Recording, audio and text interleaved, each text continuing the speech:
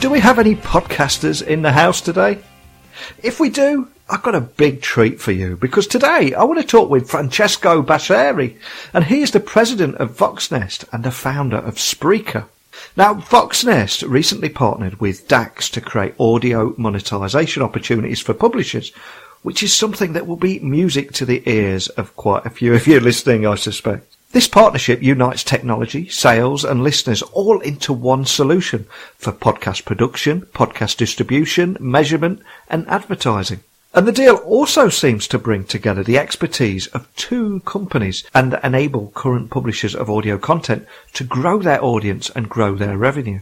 Additionally, the prospect of an all-in-one solution that can facilitate entry into the growing audio market by publishers who have yet to capitalise on the medium's increasing popularity, while also giving brands and advertisers the ability to connect with relevant and engaged audiences at scale, has got to be a great thing. So with literally thousands and thousands of shows and monthly active users, it's got to make Francesco incredibly proud of what he has created, has enabled users all over the world to make their voice heard, quite literally. So I invited him on the show today to find out more about his past, his present and his future, and of course the role of technology in it all too.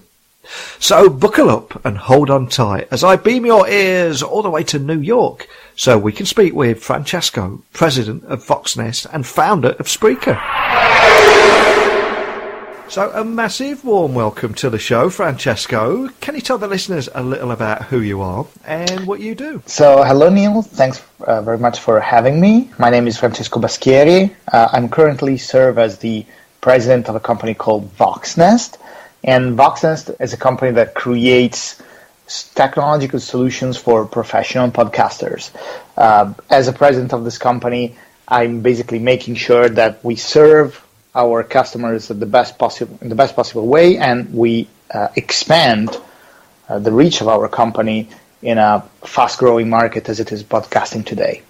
And you've been on quite a journey, because you're a serial entrepreneur that since 2010 has been the CEO of Spreaker.com, a platform that you founded for creating, distributing and monetizing podcasts and live radio shows. So I've got to ask, where did your love of podcasting begin, and what put you on this journey right in the heart of podcast landscape? It's been a weird path. To be honest, I didn't start podcasting, and to this day, I don't have the show. I'm a strong believer that people should do what they're good at doing, and I'm definitely not good at creating content and hosting a show. However, back in 2010, it was a very particular moment in my life, because I had recently sold a company to an Italian marketing agency, and so I was in the process of figuring out what to do next, me and a bunch of partners, and somebody came up with the idea of making something that had something to do with the idea of radio. And I thought that was a terrible idea at the time, really. My first reaction was, this is never going to work.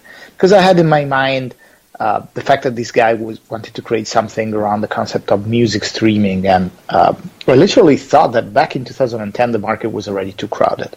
But then I figured that I was a heavy consumer at the time of radio because of long driving commutes that I had to do because of work, and I mostly wanted to listen to talk content, and I had started consuming quote-unquote podcast in my car, and the way I did so was I downloaded MP3 files and I burned them into audio CDs so that I could use my car stereo to play that content.